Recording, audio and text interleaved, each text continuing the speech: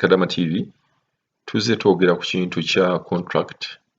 Bakadama bagamba baagala okwongezayo contract oba babosi baabwe ne babasaba nti bongezeyo contract olw'okubeera nga bakadama kaakati tebakyayingira mu bungi nga luli bwe baali bayingira n'abayingizibwa kati bakukusibwa bukukusibwa. Kadama ono Gwengeno Bower agamba yayongezayo contract naye talina we yasayininga. Ye agamba yayongezayo contract omwaka gumu naye talina we yasayininga. Ekintu kino nnyinza okugamba toyongezangayo contract wabula eno ntegeeragana eno bagiyita gentleman's agreement okkiriziganyiza ne boosi wo oyongere okukola. Mulimu ebizibu ebiri mu kintu ekyo bye nsobola okugamba nti bw'oba tozzeeyo ku office ne mukola renew ekintu kino oba okikoze ku lulwo nga ggwe era ekintu kyonna ekibeerawo oyinza okwesanga nga tojja kuddayo ku office obakubira omulanga kuba oba toyise mu bbo abaakutwalayo. Ekyo ekisooka. Ekyokubiri ikaama ye eno bw'ebeera ya myaka 2 bw'oba okoze renew boosi we oyogeddeko naye nti olina okuddayo n'ofuna ikaama ne bakola renew ya ikaama yo. So muyina ebintu bye muyina okwetegereza nga tonnaba kukkiriza nti oba nga boosi tannakulimba nti contract egenze maaso kuba ojja kutuuka ekiseera obeere nga ojja kwagala okubeera ng'oddayo e Uganda naye nga gundi yo bw'onootuuka ogenda ku kisaawe ojja kubeera ng'olina overstay ate overstay bagisasulira ddala. Ogisasula bwe babeera nga kikuba amateeka gaabwe bagamba olina okusasula overstay oba okubeera nga bakusiba. So mubeera nga mulina okubeera nga mwegendereza ekintu kino ekyokubeera nga orenewinze contract yo nga tomaze kuddayo ku office eyakuteeka mu nnyumba eyo. Ate eyo mbagamba tebeera contract ebeera gentleman's agreement obeera oyogerezeganye ne boosi wo oba tolina w'osayininze. Ne katusooke tuwulize Kadama ono ekintu kye oba mukwano gwe yakola atya ekintu kino era kiyinza mu affectinga kitya mu maaso eyo. Halo Nyabuli Kadama TV. Nsanyusebo kansubire kyonna ky'okola kitambula bulungi. Kakati waliwo omukwano gwange eyonge tatera kubeera ku gundi ye bamujja kubambi wifi kati ajja lumu na lumu n'akola ki ne twogeramu. Kati bw'aba ngambye ekintu nange nsooka nenzijja nenkola ki nenkwebuuzaako kati agamba nti yayongerayo gundi contract ya mwaka gumu mu nnyumba gye yalimu naye tayina we yasayininga tebayina oba muwamba oba mbubaleete olupapula kale mbu bino ebyokusayininga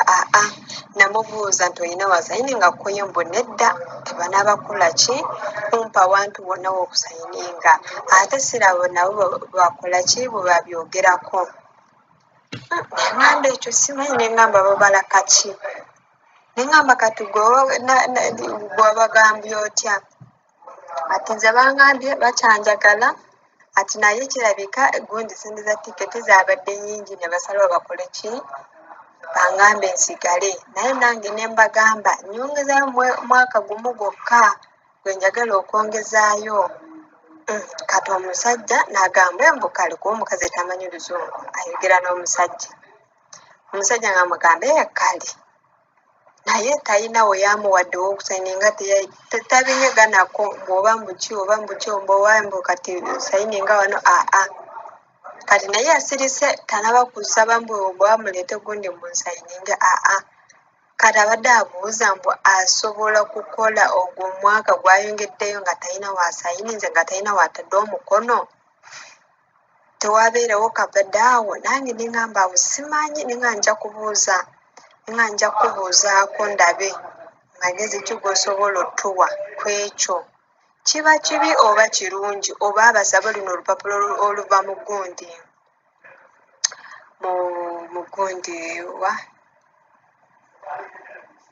mu Ministry of Labour waliwo olupapula lwe baleeta abo simanyi olubeerako bye balina okugoberera nabo by'olina okugamba bye mulina okuteeseganya kubanga kati kibeera wakati wo naye olwo olupapula olwo lwe nawulira nti lwe baleeta ne mukola ki ne muteeseganya ne muteekawo kino kati njagala kibeerewo kiri kino njagala kikyusibwe naye tebalina we baamuwadde ate tebabinyeganako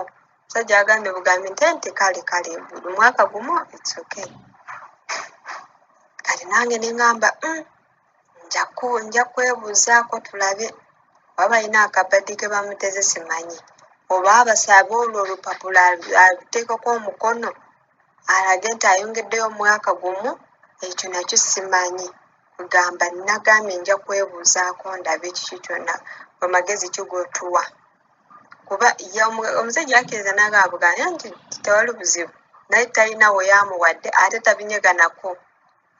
Tebabinyeganako.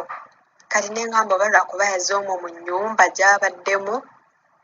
kati gyesi tekyetaagisa naye nga nja kusooka nkwebuuzeeko kuba nawulira nti bw'olinyowinga oba olina okusayininga oba olina okuddamu n'okola ki n'osayininga naye ate ye talina we bamuwadde ate tebabinyeganako. Omusajja yakkiriza bukkiriza nagaa kale mwaka gumu it's okay tugendere awo tusabe bino ebya gundi binaaba nga biteredde n'abawala nga bakoze ki owonaddirayo nga nsobola okufuna ki omuwala omulala. Omuwala n'asirika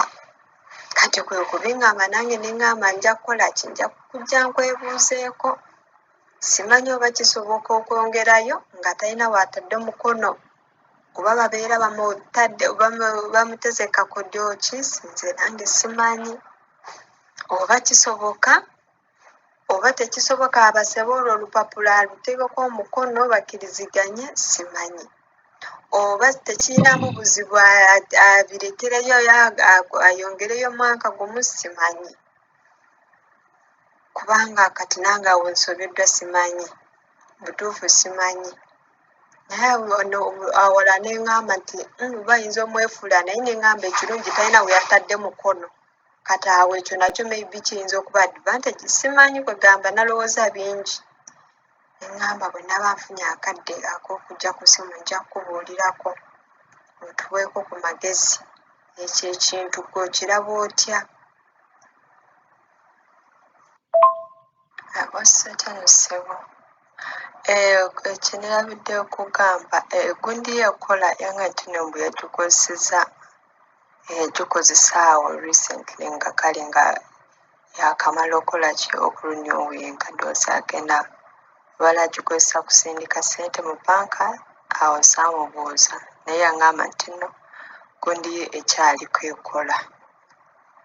kati nange awo simanyi kati ekitegeeza mugambe abasabe contract asayininge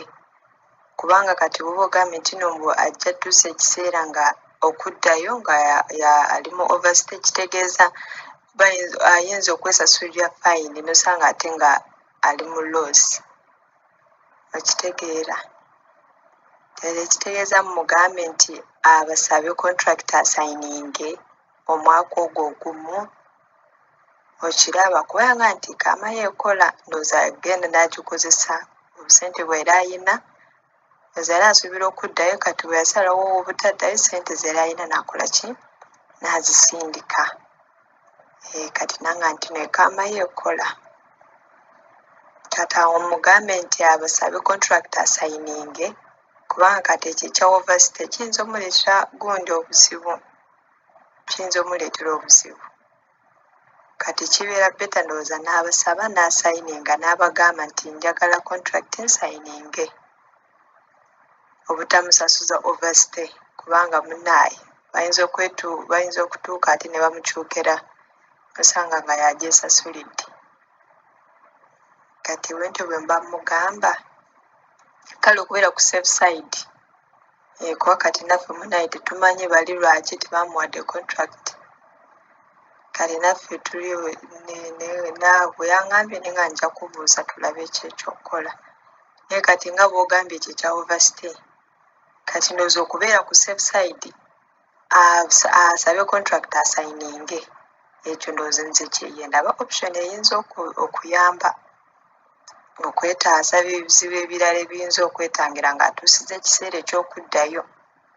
ne batamukwatira eno olaba otya